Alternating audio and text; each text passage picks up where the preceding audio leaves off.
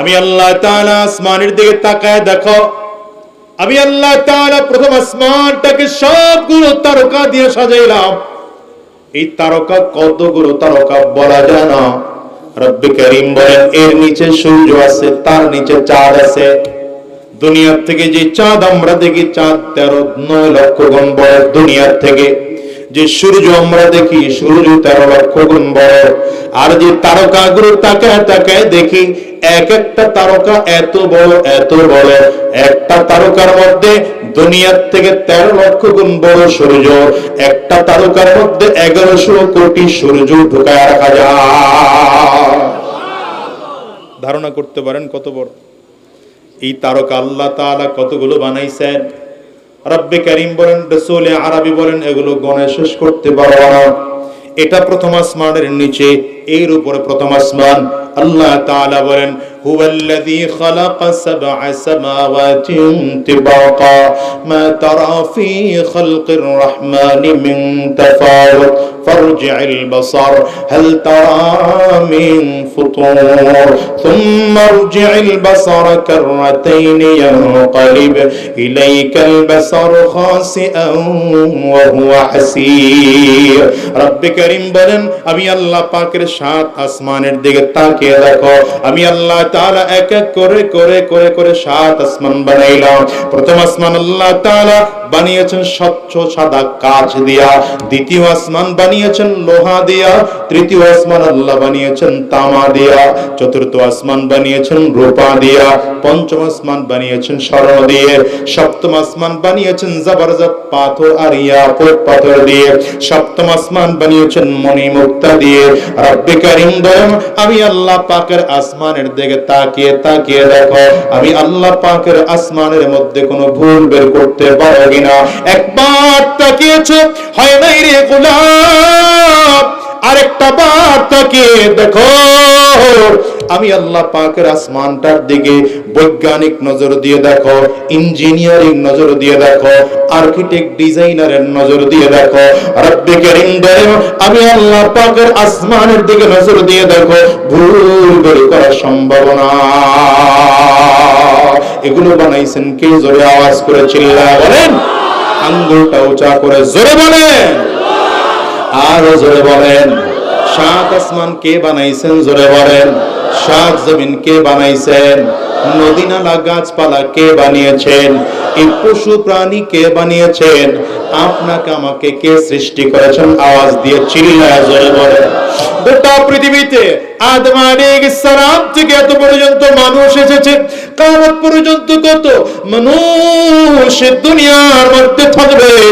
এতগুলো মানুষ আল্লাহ তাআলা বানাইলেন, কারো চেহারার সাথে কারো চেহারার মিল নাই, কারো চোখের সাথে কারো চোখের মিল নাই, কারো আঙ্গুলের বৃদ্ধাঙ্গুলের ছাপের সাথে কারো ছাপের মিল নাই, কারো কণ্ঠের সাথে কারো কণ্ঠের মিল নাই, কারো চলাফেরার সাথে কারো চলাফেরার মিল নাই, কারো অভ্যাসের সাথে কারো অভ্যাসের মিল নাই। রব্বে কারীম বলেন, এত বিচিত্র করে বানাইলাম আমি আল্লাহ। কে বানাইছে? একটু আঙ্গুলটা উঁচা করে চিল্লায় জোরে, কে বানাইছে? দুনিয়া সুন্দর, মানুষ সুন্দর, আসমান সুন্দর, জমিন সুন্দর, সুন্দর সুন্দর পাল্লা। জানি না কত সুন্দর তুমি আল্লাহ, জানি না কত সুন্দর তুমি আল্লাহ। কে বানাইছে? আরো জোরে বলেন না, কে? রব্বে কারীম বলেন, আমার পরিচয় আরো আছে। আমি আল্লাহ তাআলা শুধু এক আর একক নয়, বেনিয়াজ, অমুখাপেক্ষী নয়। আমি আল্লাহ তাআলা এত অমুখাপেক্ষী। হিন্দুরা যে মূর্তি বানায়, নিজেরা মূর্তি বানাতে পারে না, কাউকে মূর্তি বানাতে হয়। আবার মূর্তি বানালে সে নিজে নিজে দাঁড়াতে পারে না, পেছনে বাঁশ দিয়ে দাঁড় করাইতে হয়। আমার আল্লাহ কেমন বেনিয়াজ? কেউ বানাইছেন আল্লাহকে? কেউ সৃষ্টি করেছেন? আস্তে, আরো আস্তে কোন, আরো আস্তে। রব্বে কারীম এবার আরো ক্লিয়ার করে বলেন, লাম ইয়ালিদ ওয়া লাম ইউলাদ। আমি আল্লাহ তাআলা এমন অমুখাপেক্ষী, আমি কাউকে জন্ম দেই নাই, আমাকেও কেউ জন্ম দেয় নাই। রব্বে কারীম বলেন, আমার দুনিয়ায় কোনো সন্তান নাই, আমার কোনো বাবা নাই। ইহুদিরা যাদেরকে খোদা মানে এদেরকেও বাবা আছে, আবার এদেরও সন্তান আছে। খ্রিস্টানরা যাদেরকে খোদা মানে এদেরকেও বাবা আছে, এদেরও সন্তান আছে। আল্লাহ তাআলা বলেন, আমার বাবাও নাই, আমি আল্লাহর সন্তান নাই। সর্বশেষ আমি আল্লাহ পাকের পরিচয়, ওয়ালাম ইয়াকুল্লাহু কুফুয়ান আহাদ। দুনিয়ার মধ্যে আমি আল্লাহর সমকক্ষ কেউ নাই। এবার বুঝে শুনে উত্তর দেন, আল্লাহ কয়জন? এতক্ষণ তালে তালে দিয়েছেন, এবার বুঝে উত্তর দিয়েন। পরে একটা প্রশ্ন করব, এই প্রশ্নে প্যাচ লাগায়েন নাই মিয়া, সাউন্ড বাড়াও, কমায় রাখো কেন মিয়া? কয়জন আল্লাহ? সবাই উঁচা করতে পারে নাই, করে নাকি উঁচা করে নাকি দেখবেন তাকায় তাকায়, মনে করবে এই আল্লাহর দলের লোক না, শরীয়তের দলের লোক। কয়জন? আরো জোরে, কয়জন? নবী কয়জন? কোরআন কয়টা? কাবা কয়টা? মুসলমানের দল কয়টা? কেমনে হইলো? কেমনে হইলো? কয়টা মুসলমানের দল? কেমনে? দলের শেষ আছে? আরে বাবা রে বাবা, কত দল আর কত নেতা! এমন নেতা বাংলাদেশে আছে ঠিক মতো কেন্দ্রীয় কমিটিও নাই, এমন নেতা। ঠিক না? কথা কন না কেন? ঠিক না? অফিস কই দুনিয়ার কেউ জানে না সে নেতা। আমি বলি অসুবিধা নাই, দল হোক, দল হলে সমস্যা না, সমস্যা ভিন্ন জায়গা। সমস্যা হলো এই দলের কারণে আমরা গোটা বাংলাদেশ নয়, গোটা পৃথিবীর মুসলমান আজকে দলে দলে দলে বিভক্ত হয়ে মুসলমানদের ঐক্য নষ্ট করে আজকে আমরা নির্যাতিত, নিপীড়িত, লাঞ্ছিত, অপমানিত, পদদলিত। ঠিক কিনা আওয়াজ করে? আমরা ছিলাম না, আমরা এমন অবহেলিত ছিলাম না। আরে মিয়া, আমেরিকা যখন আবিষ্কার হয় নাই, ভালো করে বুঝেন, আমেরিকা যখন আবিষ্কার হয় নাই, চীন, রাশিয়া, জাপান যখন আবিষ্কার হয় নাই, তখন গোটা বিশ্ব মুসলমান শাসন করেছে। আপনারা পারবেন না জোরে বলতে, আমি বুঝতেছি, ওয়াজ বুঝার লোক কমই যায়। ঠিক কয় দুইজন চারজন, বাকিরা কেন হুজুর গুলোকে ঠিক কইতে অসুবিধা হইতেছে? আপনার ঠিক বললেও ঠিক, ঠিক না বললেও এই কথাটাই ঠিক। ঠিক কিনা কথা বলে? মুরগির মতো জিমায় জিমায় জীবনটারে শেষ করছেন মিয়া। 16 বছর আওয়াজ না দিতে না দিতে এখন আওয়াজ দেওয়ার জাতি ভুলে গেছে। কি কথা বলে না কেন মিয়া?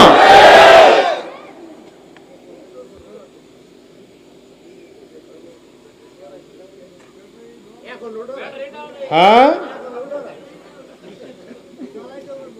রাগ করতেছে? শুনেন, শুধু চা গরম হইলে হয় না, পাত্র গরম হওয়া লাগে। কি বুঝছেন? কি বুঝছেন? ঠেকো তো করেন আগের মতো।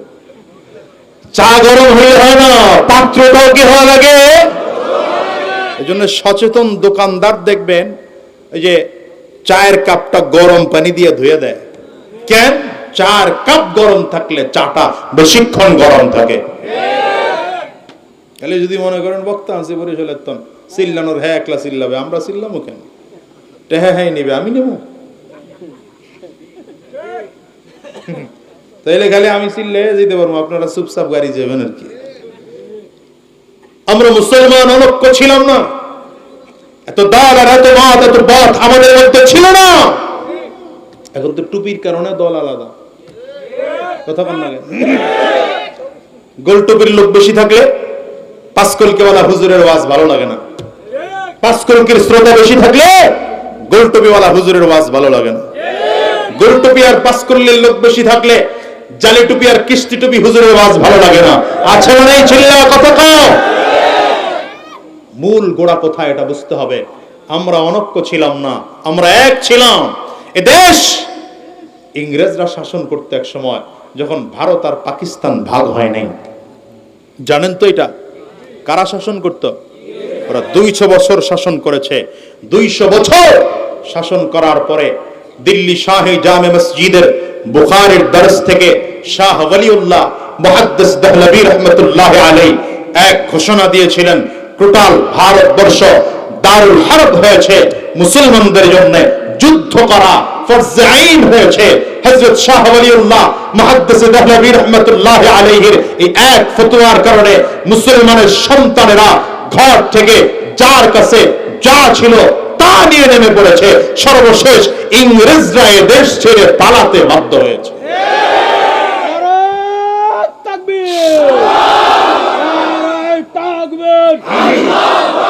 কোরআনের আলো সংসদে জালো, নাস্তিকদের আস্তানা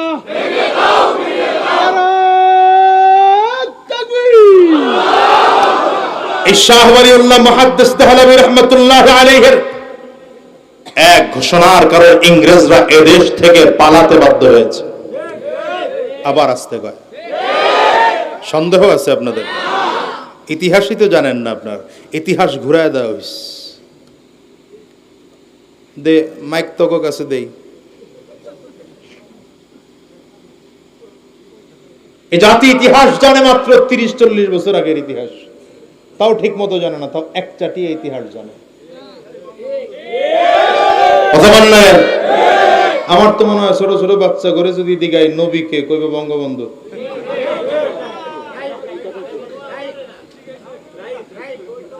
কথা বলেন না কেন? ডাইনেও বঙ্গবন্ধু, বামেও বঙ্গবন্ধু, সামনেও বঙ্গবন্ধু, পিছনেও বঙ্গবন্ধু। কথা বলেন? বাথরুমে গেলে ওখানে ওই এই নাম, নাম ছাড়া তো কোনো নাম নাই। তার মানে কি আমরা সব গরু ছাগল, মানুষ ওই একজনই আছে? আহারে জাতি, কি দিয়ে জাতিরে বুঝাবো? আমরা অনক্য ছিলাম না, কাফিররা আমাদেরকে অনক্য করেছে। কি করে? এটাই বোঝানোর জন্য ইতিহাস শুরু করলাম। এই ইংরেজরা যখন এই দেশ থেকে পালালো, ওরা চিন্তা করে দেখে যে মুসলমানদের অস্তিত্ব এত মজবুত কেন, এত শক্তি আসে কোথা থেকে? ওরা হিসাব করে দেখেছে মুসলমানরা কোরআনুল কারীম থেকে তাদের শক্তি অর্জন করে চেষ্টা করেছে কোরআন মিটিয়ে দেওয়ার, পারে নাই কোরআন মিটিয়ে দিতে। এরপরে শুরু করেছে মুসলমানদেরকে কি দিয়ে ঐক্য নষ্ট করা যায়। মুসলমানদের ঐক্য নষ্ট করার জন্য সর্বপ্রথম কাজ করেছে ন্যাশনালিজমের স্লোগান এ সমাজে ছড়িয়ে দিয়েছে। কিসের স্লোগান? এই দেখছেন, এরা বুঝার লোক না, আমি বুঝতেছি। আজকে ওয়াজের টপিক ভুল হইছে আমার, এরা খালি কিচ্ছে কাহিনী হই না কান্না করবে এটারই লোক।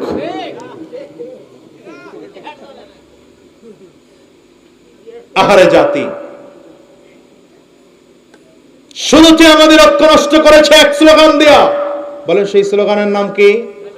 ন্যাশনালিজম। বাংলাটা মনে রাখেন, জাতীয়তাবাদ। জাতীয়তাবাদের স্লোগানটা কেমন?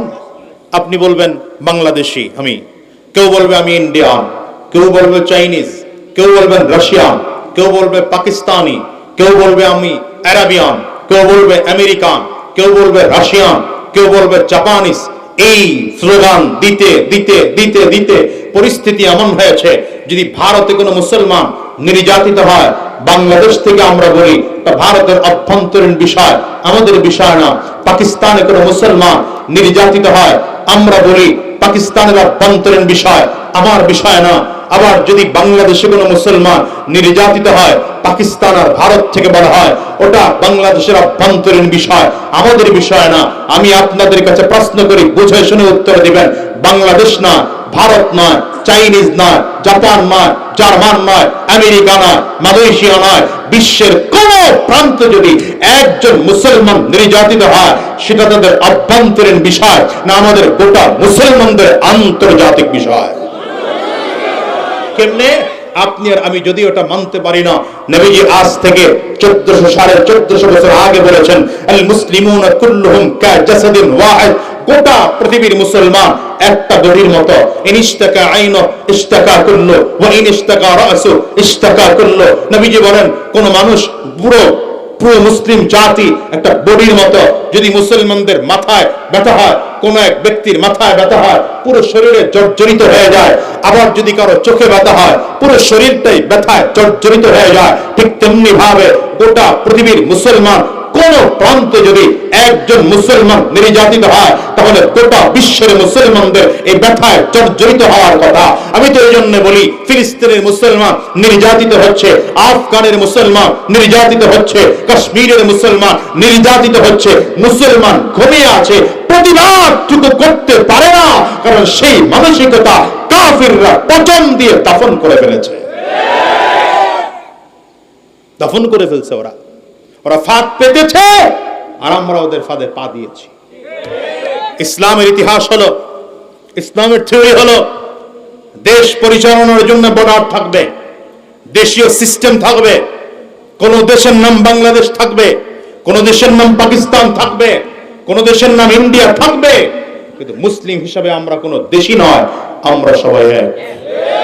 ঠিক কিনা? জোরে আওয়াজ করে বলো, হ্যাঁ দুটো করে বলো, ঠিক কিনা? যুবক তুমি বাঙালি হও কিংবা ইন্ডিয়া, কিংবা জার্মানি জাপানি কিংবা চাইনিজ রাশিয়া, স্প্যানিশ ডেনিশ ফরাসি কিংবা ব্রিটিশ আমেরিকান, আরবি আজমি ইরানি তুরানি তুর্কি বায়াগান, মুসলমান মুসলমান তুমি তো মুসলমান। তুমি সাদা হও কিংবা কালো হও, দেখো রক্ত তোমার লাল, সুখী হও কিংবা দুঃখী হও, রেখো ঈমান নির্ভেজাল। ঠিক না? তুমি সাদা হও কিংবা কালো হও, দেখো রক্ত তোমার লাল, সুখী হও কিংবা দুঃখী হও, রেখো ঈমান নির্ভেজাল। কাছে রাও কিংবা দূরে রাও, তবু কাবাই তোমার ঘর, স্লোগানে তোমার কেঁপে ওঠে আজ পৃথিবীটা থর থর। মৃত্যু তোমায় জানায় সালাম, দূরে থাকে শয়তান, মুসলমান মুসলমান তুমি তো মুসলমান। তাহলে ন্যাশনালিজমের স্লোগানে যদিও আমরা ভিন্ন ভিন্ন দেশের, আমরা কি তাই বলে ভিন্ন না মুসলিম গোটা এক? জোরে বলেন। দ্বিতীয় নম্বর, আরেকটা থিওরি কাফিররা আমাদের মগজে ঢুকিয়ে দিয়েছে। সেই থিওরি হলো পলিটিক্যাল পার্টি। কি পার্টি ভাই? এমন করেন না স্টেজে। কি? পলিটিক্যাল পার্টি, অর্থাৎ রাজনৈতিক দল। এই রাজনৈতিক, কষ্ট হইতেছে না? এই ওয়াজ শুনতে আপনারা প্রস্তুত ছিলেন না, আমি বুঝতেছি। রাজনৈতিক দলের পরিচয় দিয়া আমাদের মধ্যে এখন এক দল কয় আমি আওয়ামী লীগ, কথা কয় না? আরেক দল কয় আমি বিএনপি, আরেক দল কয় আমি জামাত, আরেক দল কয় আমি চরমনাই, আরেক দল কয় হেফাজত, আরেক দল বলে খেলাফত।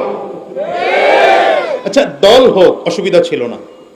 দল দল দল দল 1000 1 লক্ষ দল হোক, অসুবিধা ছিল না। অসুবিধা ভিন্ন জায়গায়। সে অসুবিধাটা কোথায়?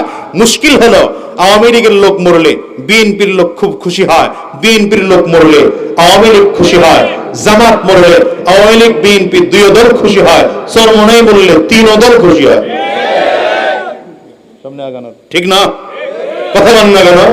শুধু খুশি হয় না, একদল আরেক দলের বিরুদ্ধে বক্তব্য, একদল আরেক দলের বিরুদ্ধে লেকচার, একদল আরেক দলের বিরুদ্ধে মামলা, একদল আরেক দলের বিরুদ্ধে হামলা।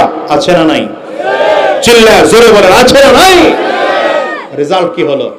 রেজাল্ট কি হলো? রেজাল্ট হলো এইটা, পরিস্থিতি হলো এইটা যে মুসলমানের যেই সাহাবায়ে কেরামদের যুগে একজন বাবার যদি 10 জন মুসলমান সন্তান থাকতো, 10 সন্তান ইসলামের পক্ষে 10টা লাঠি নিয়ে বের হতো। আর আমাদের পার্থক্য দলে দলে দলে দলে হওয়ার কারণে আজকে মুসলমানের সন্তান হইয়া ইসলামের বিরুদ্ধে এক বাবার 10 সন্তান ইসলামের বিরুদ্ধে 10টা লাঠি নিয়ে বের হয়। ঠিক কিনা জোরে আওয়াজ করে বলো। নয়তো আমরা বাংলাদেশে মুসলমান কম ছিল না, কিন্তু টুপির কারণে দল আলাদা, দাড়ির কারণে দল আলাদা, জুব্বার কারণে দল আলাদা, পীরের কারণে দল আলাদা, আছে না নাই? আমি এই জন্য বলি, আরে মিয়া, আপনার মাথায় পাঁচকুল কি, আমার মাথায় গোল, অথবা আমার মাথায় পাঁচকুল কি, আপনার মাথায় গোল, কারো মাথায় জালি, কারো মাথায় কিস্তি, হোক না। যদি টুপিটা নবীর সুন্নাহ তরিকা হয়, তাহলে স্লোগান তুলতে হবে এটা, আরে আপনার মাথায় টুপি আছে, আমার মাথায় টুপি আছে, আপনার মুখেও সুন্নতি লিবাস, আমার মুখেও আমারও সুন্নতি লিবাস, আপনারও দাড়ি, আমার মুখেও দাড়ি, আপনিও নামাজ পড়েন, আমিও নামাজ পড়ি, আপনিও আল্লাহকে রব মানেন, আমিও আল্লাহকে রব মানি, আপনি মুহাম্মদুর রাসূলুল্লাহকে নবী মানেন, আমিও মুহাম্মদুর রাসূলুল্লাহকে নবী মানি, তাহলে আপনিও যা আমিও তা। আপনার আর আমার মধ্যে পার্থক্য থাকতে পারে না, হতে পারে আলাদা পীরের মুরিদ, হতে পারে আলাদা দল করি, কিন্তু আপনিও মুসলমান, আমিও মুসলমান, আপনি আল্লাহর বান্দা, আমিও আল্লাহর বান্দা, ঠিক কিনা বলো? আমি এই জন্য মাঝে মাঝে বলি, দল হোক, এই যে আপনারা মাঝে মাঝে কন্যা হুজুর আপনারা এক হইতে পারেন না, এটা ভুল ধারণা। কে বলেছে হুজুররা এক হতে পারে না? হিসাব করে দেখো না, সময় মতো হুজুররা একই হয়ে যায়। কি কথা কন না কেন? সময় মতো হুজুররা এক হয়ে যায়, কিন্তু হুজুরদের অবদান এই জাতি মনে রাখে না। যখন হুজুরদের এক ফতোয়া দেওয়ার প্রয়োজন হয়, খুঁজে দেখেন বৈষম্য বিরোধী ছাত্র আন্দোলনের সময় কোন হুজুরের বক্তব্য ভিন্ন ছিল না। শেখ মুফতি ফয়জুল করিম লক্ষ জনতা নিয়ে ঢাকার রাজপথে নেমে কারফিউ ভেঙে ইতিহাস সৃষ্টি করেছে, ইতিহাস সৃষ্টি করেছে, ঠিক কিনা বলো? কিন্তু জাতি মনে রাখে না হুজুরদের কথা।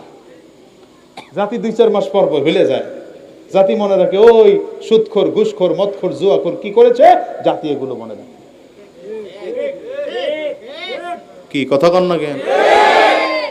ঠিকের পাওয়ারই তো বুঝতেছি, রোগী কতজন এই জায়গায় আছে। আফসোস এই জাতির। আমি মাঝে মাঝে বলি, হুজুরদের দল যত হবে তত ভালো। 100 দল হুজুরদের, 100 দল হোক হুজুরদের। কেন? হুজুরদের দল যত হবে, নেতা তত হবে, কর্মী তত হবে, সমর্থক তত হবে, কিন্তু ছোট্ট একটা জায়গায় এক হতে হবে। দল হোক, সমস্যা নাই, এক জায়গায় একত্রিত হবে। সেটা হচ্ছে, আমরা যেমন ওই 1971 সালে এক কথায় বিশ্বাসী ছিলাম, আমরা পাকিস্তান চাই না, বাংলাদেশ চাই।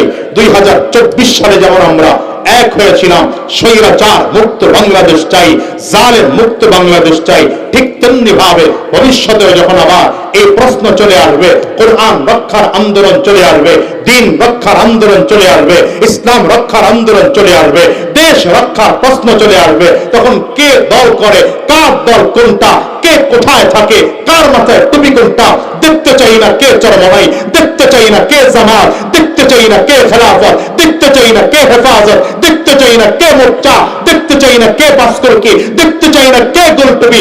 আমরা মুসলমান হইয়া হাতে হাত মিলিয়ে, কাঁধে কাঁধ মিলিয়ে বেঈমানদের বিরুদ্ধে আরেকবার লড়াই করে ময়দানে কোরআনুল কারীম কায়েম করার জন্য নামব। প্রয়োজনে রক্ত দেব, প্রয়োজনে জীবন দেব। তৈয়ার কারা কারা? দুহাত উঁচু করে দেবো।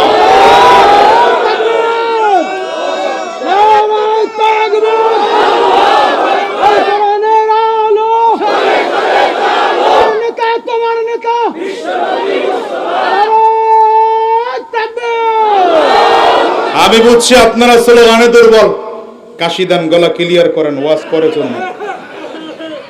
ওয়াজ লাগলে আজকে করুন না। 12:30 11:30 বাজে না, আর 20-25 মিনিট আছেন। কাশি দেন, কাশি দেন, গলা ক্লিয়ার, ভালো করে কাশি দেন, আর হাত দুইটা টান টান করে উঁচু।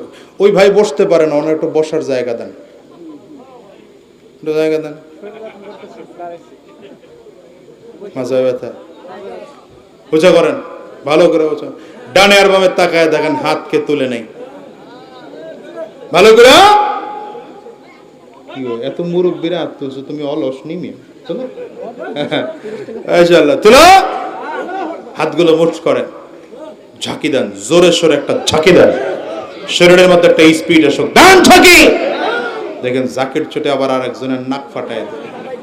এবার কণ্ঠের যতটুকু আওয়াজ আছে, আত্মামায় লাইছে, দেখছেন অলস কারে কয়, এগরে নিয়ে বলে যুদ্ধে যাওয়ার স্বপ্ন দিই, তগরে নেওয়ার স্বপ্ন দেখতেছি বেটা, তোরা ছাত্ররা আন্দোলন করছো বেটা, আর আত্মামায় লাই যখন কণ্ঠের পুরোটা আবার ছেড়ে দিয়ে একটা তাকবীর হবে। রেডি?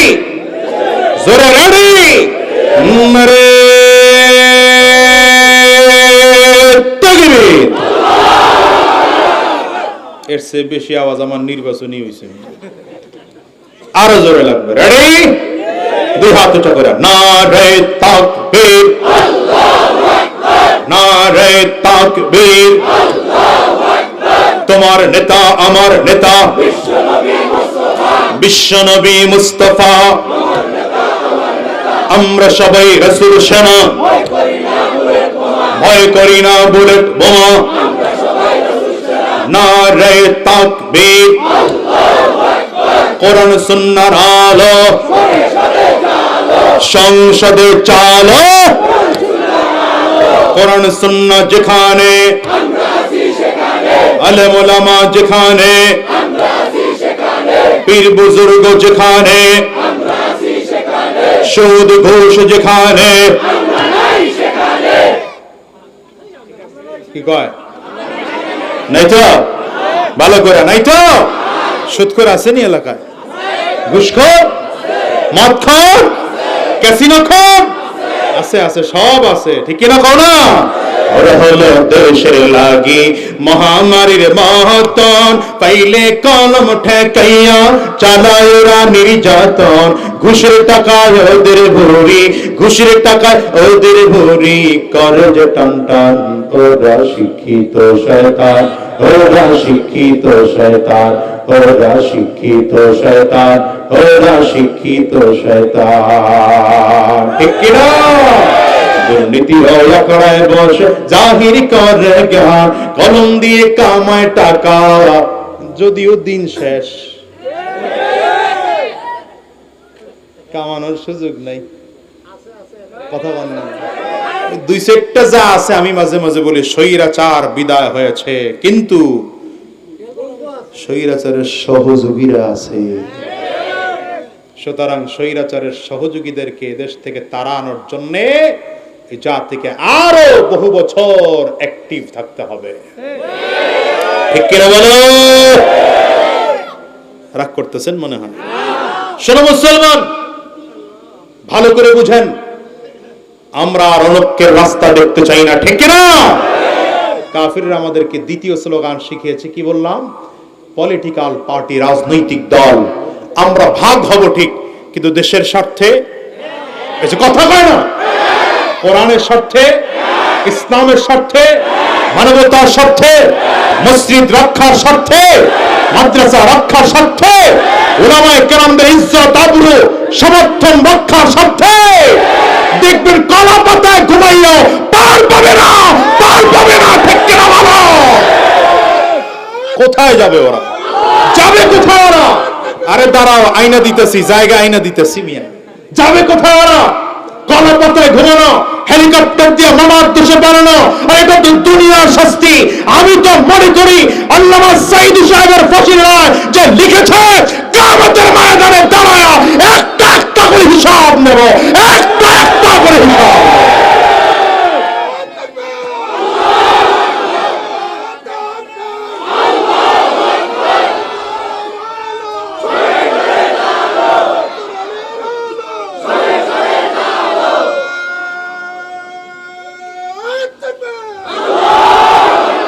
কাফিররা আমাদের ঐক্য নষ্ট করার জন্য, তুমি কি মাইক বন্ধ করে দাও নি আবার? কাফিররা আমাদের ঐক্য নষ্ট করে দেওয়ার জন্য তৃতীয় নম্বর আরেকটা স্লোগান শিখাচ্ছে আমাদেরকে, সেটা হচ্ছে যেন মাহফিলে মাহফিলে মারামারি হয়। এজন্য শীতের সিজন শুরু হইলে আমাদের মতো টুপি একদল মাথায় লাগায়া, লম্বা জুব্বা লাগাইয়া, সুন্নতি পোশাক লাগায়া ময়দানে ময়দানে ময়দানে ময়দানে শুধু ফতুয়ার ঢেকুর তুলে নবীরে যারা কাফির, নবী মানে না, কি বলে? নূরের মানে না, এরা কাফির। আবার কয় নবীরে যারা মাটির মানে না, এরা কাফির। আরেক দল কয় যারা খাড়ায় পড়ে এরা কাফির। আরেক দল বলে যারা বইয়ে পড়ে এরা কাফির। নিয়ে বস্তা বইরা খালি ওয়াজে কাফিরই লই আয়। এক একটা বস্তা বইরা এক একজনটা খালি কাফির বানায়, অমুক কাফির, অমুক কাফির, অমুক কাফির। কথা বল না? আমি এই জন্য আপনাদেরকে বলে যাই, এই কালিয়াকৈরবাসী, আগামী কালকের থেকে কোন মাহফিলে যদি এমন ফতোয়া আসে নবী নূরের তৈরি, কিচ্ছু বলার দরকার নাই, ওই হুজুররা নিয়ে এক বাসায় রাখবেন। রুমের দরজা বন্ধ করে মেহমানদারির কোনো অভাব যেন না হয়, পুরো মেহমানদারি করাবেন। কতদিন? যতদিন আপনার অঞ্চলে আরেকজন হুজুর এসে বলবে নবী মাটির তৈরি, ওই হুজুরও নিয়ে একই রুমের মধ্যে আটকাবেন। বুঝে নাই কথা? এরা ওয়াজ কোন লাইনে যায় বুঝতেছে না এ বাবলি। এবার দুই হুজুরের এক রুমের মধ্যে রাখেন। হুজুর আপনার খরচ চালাবো, আপনার পরিবারেরও খরচ চালাবো, কিন্তু আপনারা দুইজন দুই ফতুয়া দিয়ে বিভ্রান্ত না করে দুই হুজুর মিলে এক ফতুয়া দিয়ে এখান থেকে বের হবেন, নয় তরুণ থেকে বের হওয়া যাবে না। পারবেন ইনশাআল্লাহর পাওয়ারে মনে হয় এই রাত্র শেষ হওয়ার আগে ভুলে যাবেন।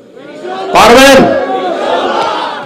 কাফির মুশরিকরা তৃতীয় নম্বর গেল, চতুর্থ নম্বর আরেকটা স্লোগান আমাদের সমাজে ছেড়েছে, সেটা হলো ওরা মসজিদে মসজিদে ঝগড়া লাগানোর জন্য আরেকটা স্লোগান দেওয়া শুরু করেছে, সেটা হলো আমিন জোরে না বললে নামাজ হয় না, আমিন আস্তে না বললে নামাজ হয় না, হাত বুকে না বাঁধলে নামাজ হয় না, হাত নাভিতে না বাঁধলে নামাজ হয় না।